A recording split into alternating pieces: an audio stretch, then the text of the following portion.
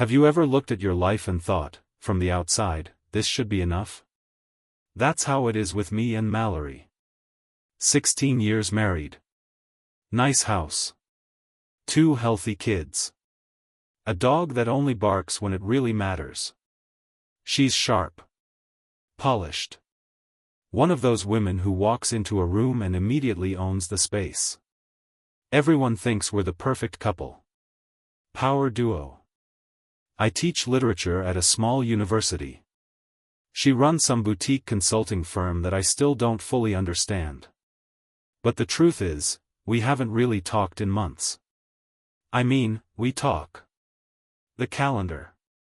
The groceries. Who's picking up who? But we don't talk. Not the way we used to, when we stayed up all night on the floor eating cereal and dreaming about the future. Now it's mostly silence. Or surface-level noise. She works late. I pretend I'm too tired to mind. We've turned into efficient roommates who kiss on holidays. And honestly, I'd stopped noticing how quiet it had all become, until she did. That's when she suggested the writer's retreat.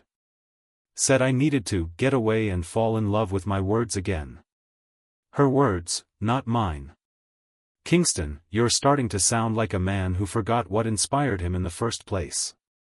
She booked the cabin, packed my bags, and shoved me out the door with a thermos of coffee and a gentle kiss on the cheek. What she didn't mention, until I was halfway down the highway, was that I wouldn't be alone. Liliana will be joining you. You'll like her, she said over the phone. She's eager. Bright. She'll keep the energy up. Liliana Grimes. I'd met her twice. Once at a faculty mixer, once when she stopped by my office asking about publishing. Young. Bubbly. A little scattered. Smelled like grapefruit and carried notebooks full of half-written poetry. Definitely not the type you'd expect to send off with a married professor into the middle of the woods.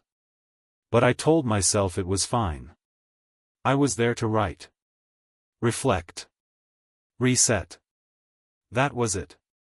I got to the cabin a little before dusk. It was quiet. The kind of quiet that makes your ears buzz. Just trees, wind, and the creak of the old deck as I stepped onto it. Inside, the place smelled like cedar and dust. Nothing fancy. A wood stove, 2 bedrooms, and a loft. Just enough space to think, which is exactly what I told myself I needed. I just finished stacking firewood when I heard the car pull up. A knock followed 2 minutes later. And there she was. Liliana stood in the doorway like a splash of color in a faded painting, hair in a messy bun, oversized sweater hanging off one shoulder, lugging a giant duffel bag that looked like it could swallow her whole. One hand gripped the handle of a tote bag, and sticking out of the side pocket, a jar of peanut butter. She smiled. Hope you don't mind, I brought my emotional support snack. I laughed. A little too hard maybe. Told her to come in. Helped her with her bags and tried not to look at how easily she fit into the space. She dropped her stuff by the stairs and looked around. Wow. This place smells like time travel. In a good way. Then she turned to me and said, So, where do I sleep? Top bunk or bottom bunk? She was joking. I laughed again, but something tightened in my chest. This weekend was supposed to be about peace. But nothing about Liliana felt peaceful. Dinner that night was pasta, nothing fancy. I'd brought dry goods and a couple cans of sauce. Liliana insisted on adding some weird crushed red pepper blend she swore by. Said it added personality to boring meals. I cook like I live, she said, stirring with far too much enthusiasm for a Tuesday. Messy, unmeasured, and with entirely too much spice. She laughed at her own joke. I smiled, because, how could I not? Her energy was chaotic but warm. I'd forgotten what that felt like, someone trying to make the moment light just for the sake of it. While the pasta simmered, she hopped up onto the counter, legs swinging. "So," she asked, tilting her head, "do you ever feel invisible in your own home?" The question caught me off guard. I blinked. "Where'd that come from?" She shrugged. "I don't know. You've got this quiet sadness about you. Like someone who hears more than he says. My ex had it, too. Except he just stayed quiet. You look like you're holding something in." I wanted to deflect. Say something snarky. But instead, I found myself saying, "Sometimes, yeah." She didn't say anything for a moment. Just looked at me with this stillness. Like she saw me. And that's when I felt it, the first real pull. Not lust, not yet. Just the ache of being noticed. We ate in the glow of the wood stove. No music. No phones. Just the clinking of forks and soft chatter. She told me about her breakup, how her boyfriend couldn't handle her chaos. About her insomnia. Her dreams of publishing a book that made someone cry. About her tendency to sleepwalk when she's stressed. Seriously, she said through a mouthful of pasta, "Once, I woke up in the kitchen eating shredded cheese straight from the bag. Middle of the night. Zero memory." I laughed. That's either disturbing or extremely relatable. "Both," she said, grinning. After we cleaned up, she disappeared into the spare room to change. 10 minutes later, she came back out barefoot, hair down, tugging at the hem of a paper-thin sleep shirt that clearly wasn't built for the cold. "Regret," she muttered. "Big regret. My other stuff's buried in the duffel, and I'm too lazy to dig." Without thinking, I reached for the hoodie I'd thrown over the chair earlier. "Here." She slipped it on without hesitation. It swallowed her frame, the sleeves hanging past her fingers. She did a little twirl, the hem brushing her thighs. Ah yes, the classic boyfriend hoodie move. I cleared my throat. "It's not." "Relax," she said, laughing. "Kidding." She curled up on the couch, tucking her legs underneath her. Then, with a casual reach into her bag, she pulled out the peanut butter jar again. "You really weren't kidding about that," I said. "It's comfort food," she replied, unscrewing the lid. "I've brought this thing on every overnight trip since I was 13. She dipped her finger in without shame and licked it clean. Then smirked. "Unless you've got a better use for it?" I raised an eyebrow. "Is that a challenge?" She giggled. "You'd lose. I've got a black belt in peanut butter rituals." I chuckled, but something about her eyes stayed on me longer than it should have. I looked away first. When she said goodnight, she said it softly, almost like a secret. I nodded, lingered by the fire for a while longer, then turned in. Sleep didn't come easy. I lay in the dark, staring at the ceiling, my mind louder than the wind rustling through the trees outside. Then I heard her. Soft humming, faint, floating through the thin wall between our rooms. Something delicate, like a lullaby. Off-key, imperfect, but warm. My fingers twitched. The kind of twitch that wants to knock once, gently, on the wall and ask, "Can you sing a little longer?" I didn't move. But I didn't sleep either. I told myself she was just being friendly. But I couldn't stop hearing her voice in the quiet. The next morning, the sky was the color of wet ash. Cold but not bitter. We decided to take a hike before breakfast, something to shake the fog out of our heads. I found Liliana in the living room tying her boots, wearing one of my old thermal shirts that hung loose on her but somehow still managed to fit. Her hair was in a lazy braid, and there was a smear of toothpaste on her sleeve. She didn't notice. Or maybe she just didn't care. We didn't talk much as we walked. Just the crunch of leaves and the occasional chirp of something small hiding in the trees. Every now and then, our hands brushed, her glove against mine. The first time, I thought it was nothing. By the fourth or fifth, I wasn't so sure. But neither of us said anything. We just kept walking like that. Too close to be strangers. Too quiet to be something more. She stopped near a slope that looked out over a half-frozen stream and sat down on a mossy log, motioning for me to join her. I used to come to places like this with him, she said, her voice low. I didn't have to ask who him was. He always brought a camera. He said nature looked better through a lens. She laughed, but it was the kind that carried more weight than humor. He never really saw it though.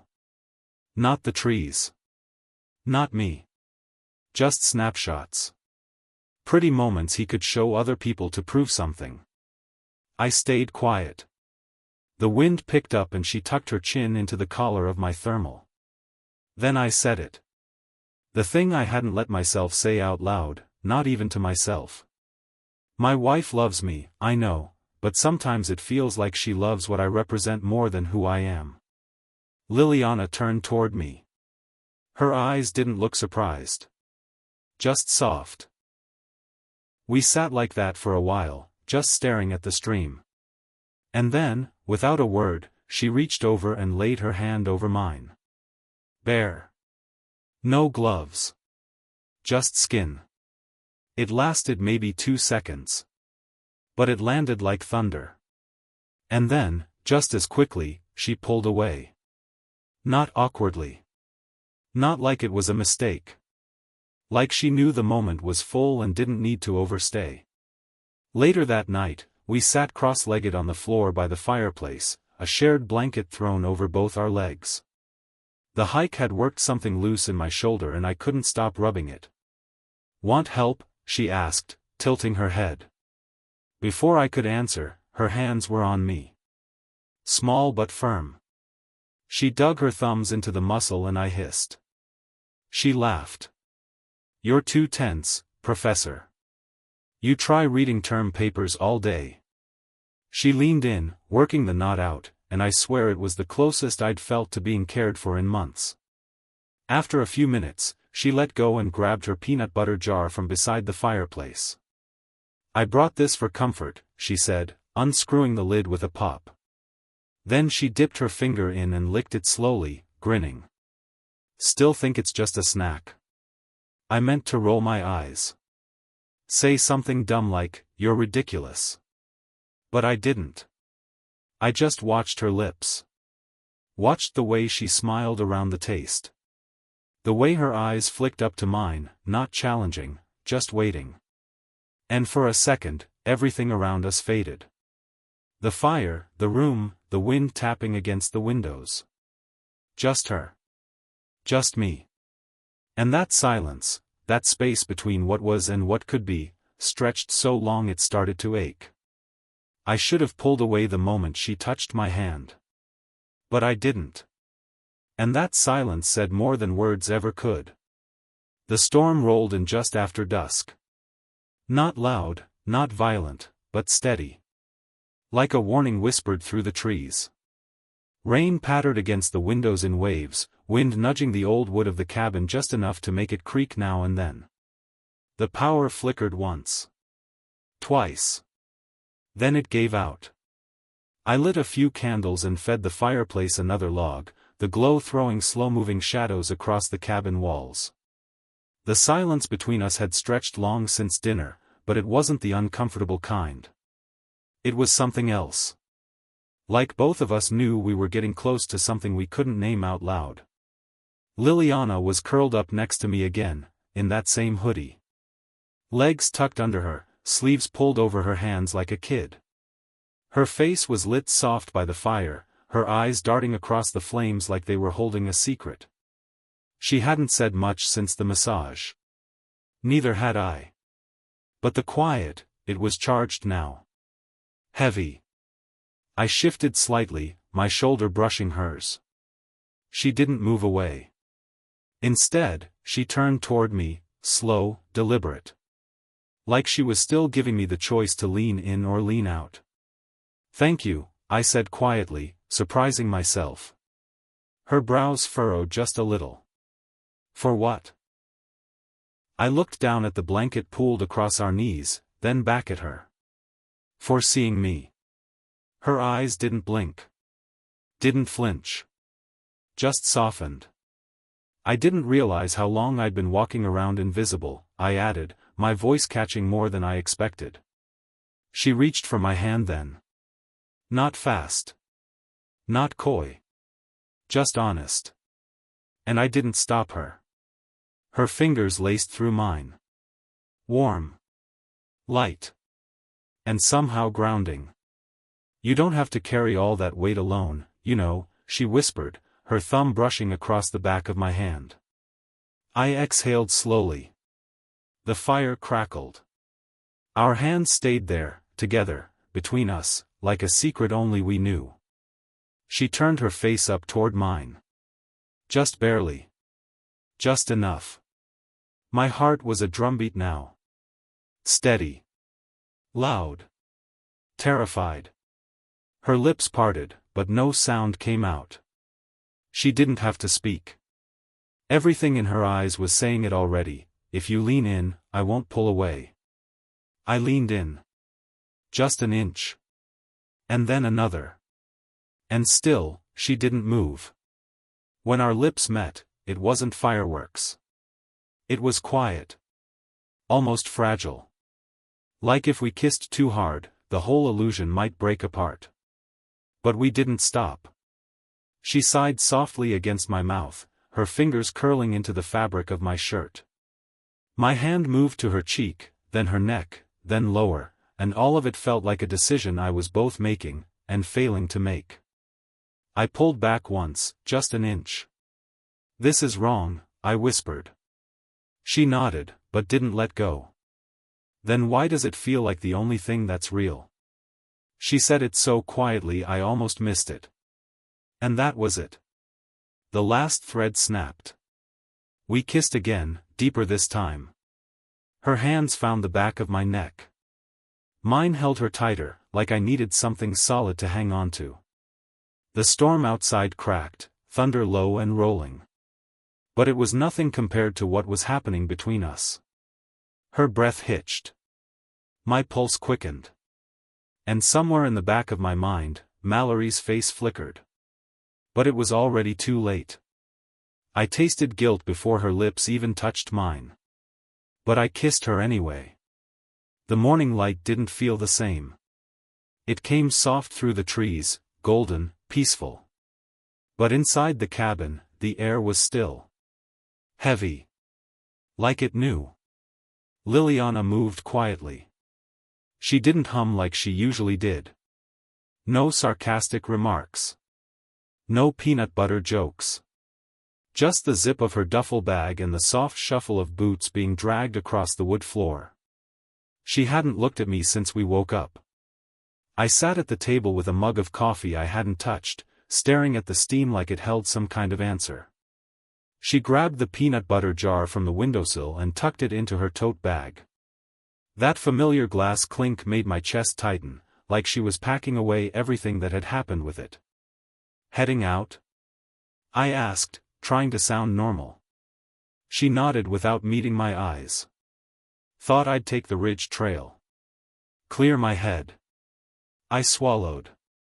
You want company? That made her pause. She finally looked at me. Her voice was quiet. Flat. We should forget last night. It was a moment. That's all. I nodded.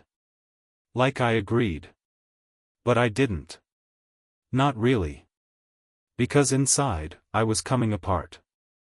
I wanted to say something, anything, to make it less cold, less distant. But my mouth wouldn't move. She tightened the strap on her bag and gave me the faintest smile. The kind people give before they turn and walk away for good. Then she was gone. The door clicked shut behind her. No slam. Just, final. I sat there, still in the clothes from last night, staring at nothing, trying to breathe through the knot in my chest. Then my phone buzzed. I pulled it out from under a book, the screen lighting up with a voicemail I hadn't listened to. Mallory. I played it on speaker and set it down. "Hey, babe. Just checking in. Hope you're breathing in peace out there. I know I've been distant, I've just had a lot on my plate. But I miss you. We can talk more when you get back. Love you." The message ended. The silence afterward was deafening. I stared at the phone like it was a confession. My ears rang with her voice. What had I done? I rubbed my hands over my face, suddenly too warm, too small inside my own skin. I stood, pacing the floor, then sat back down. Got up again. Sit back down. Finally, I pulled out my phone again and opened the camera roll. There was a photo, one we'd taken 2 days ago on the porch. Her smile wide, mine unsure. Her arm looped through mine. It was innocent. But now it feels loaded. I stared at it for a long time. Then I hit delete. The screen went black. But the image stayed burned behind my eyes, the curve of her smile, the tilt of her head, the firelight catching her hair. I leaned back in the chair, hands in my lap, and just sat there. Breathing. Trying not to feel anything. But the guilt didn't budge. The shame didn't soften. We crossed a line, then pretended we didn't. But my heart knew better. And so did hers. When I got home, the house smelled like lemon and wood polish. Mallory had lit one of those fancy candles she always forgets is burning. She met me at the door with a hug. Not tight, but warm. Familiar. The kind of hug people give when they've missed you but don't quite know how to say it out loud. "You look rested," she said, pulling back and brushing her hand across my chest like she was smoothing out a wrinkle. I nodded. Smiled. But something in me had changed. Not in a dramatic, fall to my knees kind of way. Just, a quiet shift. Like a window I hadn't known was open had finally let something in, and now I couldn't shut it again. We had dinner. Talked about work. Laughed at something our youngest said in a video she'd recorded. On the outside, everything fit back into place. But I knew better. There was a space between us now. Not because of what I did. But because of what I felt. I didn't tell her about Liliana. Not that night. Not the next. I don't know if I ever will. But I do know this. I couldn't look her in the eye without feeling something twist inside me. Not just guilt, although there was plenty of that, but something heavier. Distance. And I've been carrying that weight ever since. Back in my office now, the first night home, I sat at my desk with a notepad in front of me. Pages full of half-thoughts. Scratched out lines. I couldn't focus. My pen felt heavy. I reached for something to ground me. Something familiar. And there it was, half a jar of peanut butter Liliana had left in my bag. She must have slipped it in when I wasn't looking. No note. No explanation. Just the jar. I stared at it for a long time. Not because I missed her. But because I missed how I felt, seen, listened to, touched without asking for it. I used to think infidelity started with a kiss. But now I know, it starts with silence. The kind where you stop being seen, and start searching. If you're lucky, you catch yourself. If not, you end up tasting regret every time someone calls your name with love. Have you ever felt invisible in your own home? Have you ever crossed a line in your mind, even before your body did? Share your thoughts below. And if this story struck something inside you, like, comment, and subscribe. Someone out there might need to hear your story too. The moment you stop being seen is the moment you start disappearing from your own life.